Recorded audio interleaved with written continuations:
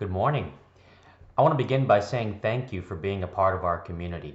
The last 3 months have been a positive experience for me. One of the reasons I wanted to join the board of our association was to push myself out of my comfort zone.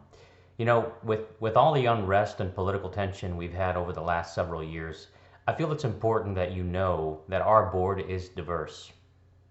Each of us comes from very different backgrounds, ethnicity, and have very different lines of work, and each of us brings a different set of talents to the table.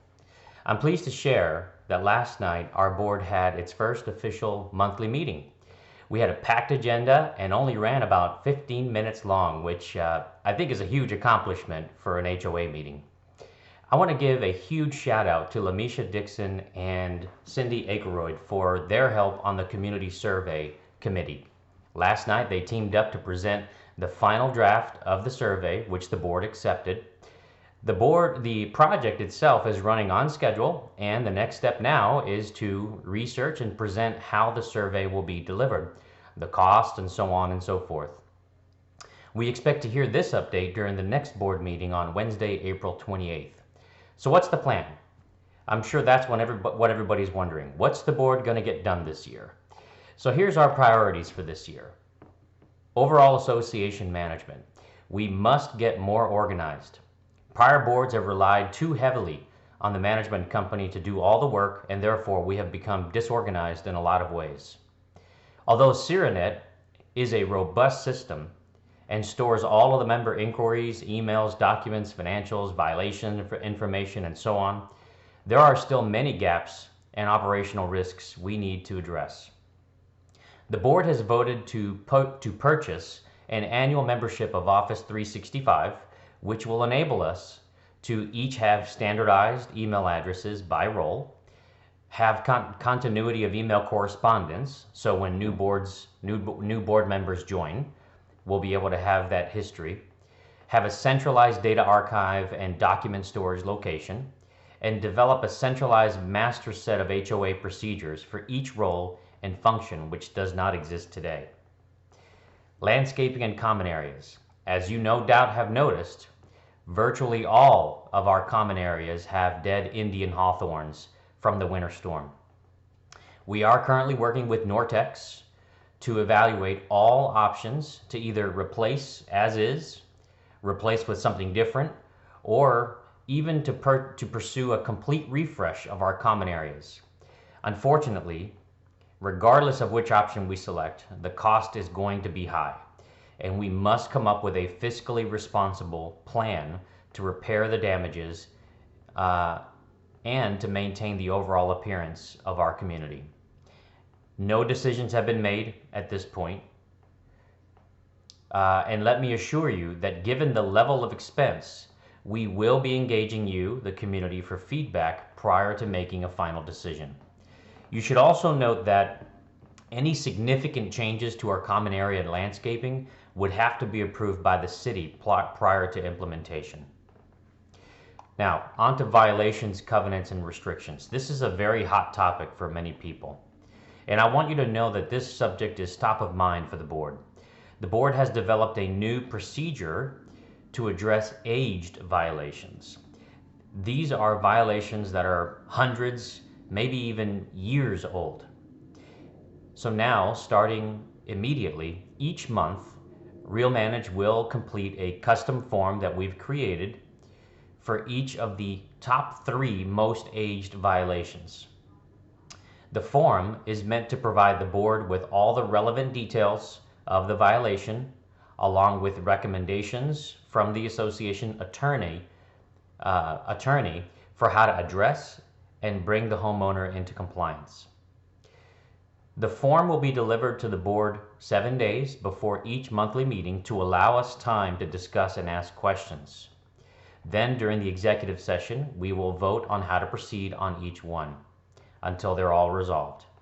With respect to restrictions, the board will begin going through a process with our attorney to review all the restrictions and ensure that they're clearly written.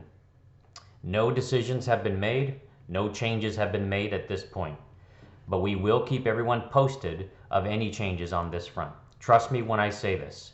Changes to CC&Rs are not easy to come by. I've spent the better part of last week reading volumes of Texas Association lawfare and Supreme Court cases to better understand court precedents in Texas as it relates to association law. Yes, I'm a nerd. Number 4, survey. Our goal is to finish the survey and have it delivered to the community by June 30th. We hope to gain valuable insight from you to help us prioritize board activities for the year ahead.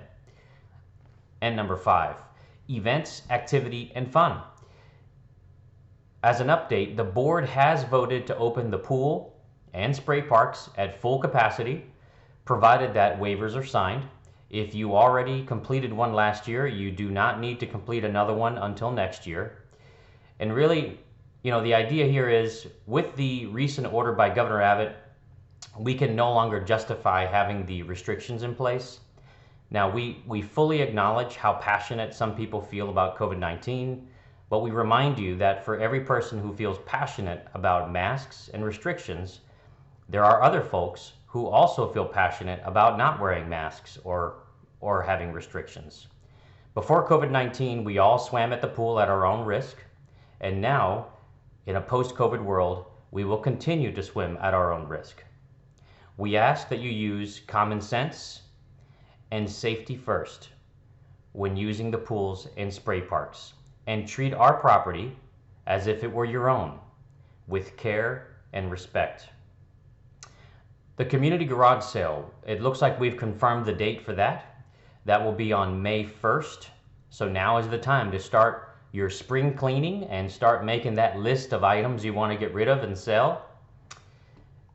So that will be more to come on that, on the garage sale. Please tune in to Facebook, and of course we will be trying to put in more communication through community broadcasts and our Facebook page as well to share more information on the details around the garage sale.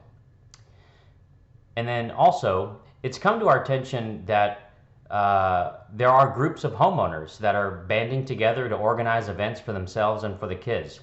We think this is great. We want to encourage this, but we also want to partner with you. Please contact us on our Facebook page to see what options are available and see what kind of budget is available to help with your event. We want to be inclusive of other neighbors who would love to attend events if they knew about them. Events are a great opportunity for you to meet new neighbors and encourage fellowship and uplift each other.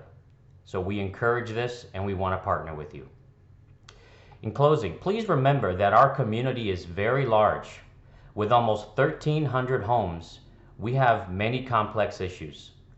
The board is working hard to organize and get things done, but we can only do so much at once.